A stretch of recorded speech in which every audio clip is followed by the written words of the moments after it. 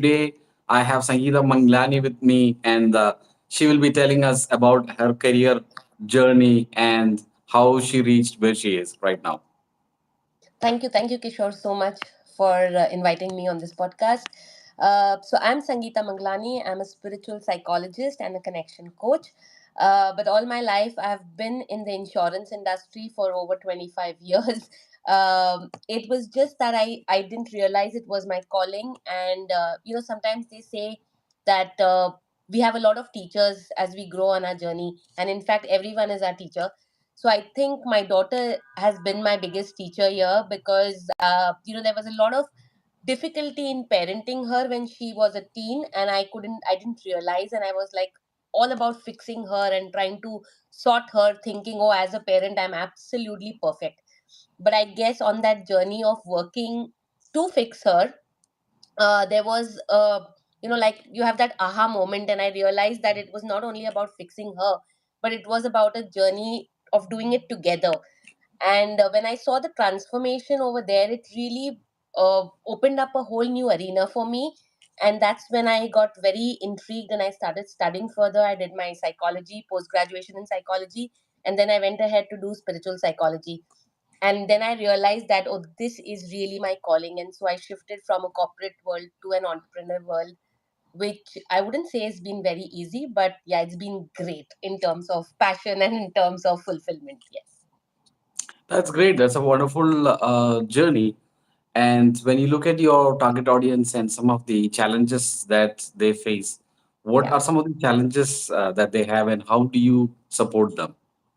So, for me, I call myself a connection coach because I think the whole problem, or I wouldn't say problem really, the challenge that we face is, we're not so connected with our own self at a very authentic level. We all know ourselves at a very superficial level, our names, our journeys, we all talk about it. And like, even if you ask someone to introduce yourself and ask them a question, who am I? The first thing that comes out is your name, what you do, your profession. But who are you at the authentic level or at the bottom of it? You've got to really sit and think back. So I thought that is something where the clients really struggle with. And because there is lack of self awareness, then that affects relationships, whether it is relationship with spouse, whether it is relationship with your children, or whether it is relationship with your colleagues or with friends. So overall, the relationship with yourself and and your people around you start to become a challenge and a struggle. So that is where I come into picture, and I try to help them connect with their authentic selves. And once they are able to do that, it's easier for them to manage different relationships that they have along their journey. So yeah, that is what I really work on and I do.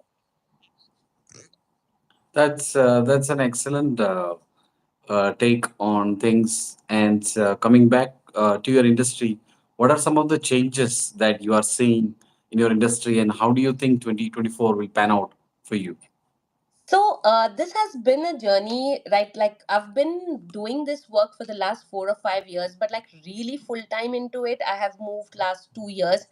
And over the 2 years itself, I see that people have become more in acceptance of these things, but still there is a struggle. There's also a cultural struggle that we have, because if you see in the West, working with yourself, or whether it's therapy or whether it's coaching or counseling, uh, it's not a luxury.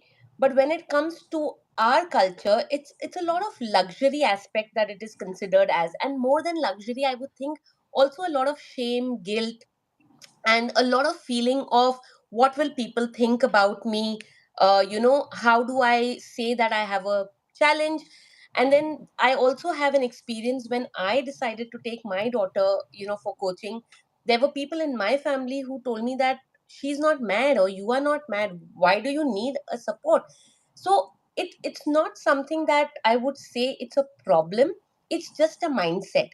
And the thing is that we have to work out of that, because today there's so much pressure, especially on children.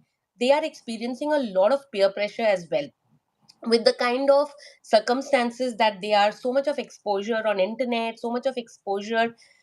parents being very very busy, the connection has kind of reduced a lot. Like previously also we had a lot of joint families, now it's become a very nuclear family driven culture. So that amount of time that we have to share with each other becomes very very minimalistic. And I think where I see it going is that definitely people are becoming open to it, but they still are hesitant to take that leap or to take that jump to be able to work on themselves or be very open about it. Like I have a lot of people who come and work with me, but when I ask them for testimonials, or when I ask them that, can I put this out, it's like, no, can you just like keep it anonymous, because what would people think about me? So that is a challenge that I think is still there, and I'm hoping we try to, come over that in the coming years. That's great. That's wonderful. Since a lot of people are moving from the workplace and becoming entrepreneurs, what Yes. are your tips for people who are moving from the workplace and who are choosing the life of a coach? What are some of the tips that you can give them? So I would say that first off, don't think it's an easy journey because we always think, oh, working for somebody is a challenge because you have to work as per their demands and as per their timings, as per their. But when you move on the entrepreneurship journey, you are the whole and soul, and obviously when you just start off, you don't have hands to support you, so you are everything there. You're learning new things, you're trying to coordinate with people, you're also trying to put yourself out, and you don't have the experience of a business culture or a business mindset as well. I'm sure whether you're a coach, how much ever you say that you're into service, but finally it is your bread and butter. So you've got to, work around all of those parameters. So we think it's very easy and, we can connect, but it's not just about that one meeting with a client. It's not just about that one coaching session. There's so many things associated with it. So my suggestion would be really to take it as a holistic approach and not and be patient with it. Like there have been times where I have felt, oh my god, have I made the right decision, by leaving a job and coming onto this journey? Should I have done this? But yes, when I sit back, at that instant I get this feeling, but when I sit back and think with myself, of course I have done the right thing. I mean, there's no two ways about it, because the happiness that I get out of this work has no comparison with what I used to get at my job level. But yes, I'm also learning along the journey. So I think connecting with a lot of people who are in the business, who have previously been part of this journey, and learn from their mistakes, see how you can network with such kind of people that can help you grow. I think it's all about collaboration, working with people who have walked that path and journey, and then take yourself up from there. I think is the only way, I would say, is the best way for new coaches and new trainers. That's wonderful. That's great advice.